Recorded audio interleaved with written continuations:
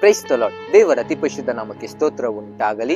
ಕರ್ತನಲ್ಲಿ ನನ್ನ ಪ್ರೀತಿಯ ದೇವರ ಜನರೇ, ಈ ತಿಂಗಳಿನ ಕೊನೆ ದಿನದಲ್ಲಿ ನಾವು ಬಂದಿದ್ದೇವೆ.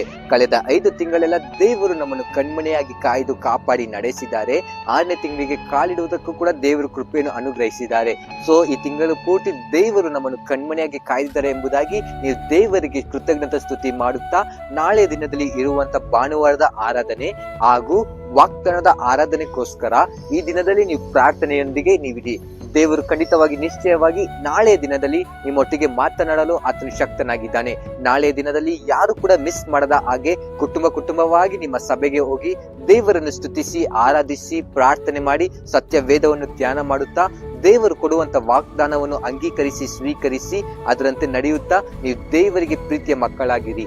ದೇವರು ನಿಮ್ಮನ್ನು ಆಶೀರ್ವಾದ ಮಾಡಲಿ. ದೇವರು ಕೊಡುವಂತ ವಾಗ್ದಾನವನ್ನು ಖಂಡಿತವಾಗಿ ನಿಶ್ಚಯವಾಗಿ ನಿಮ್ಮ ಜೀವಿತದಲ್ಲಿ ನೆರವೇರಿಸಲಿ. God bless you. Have a blessed month end.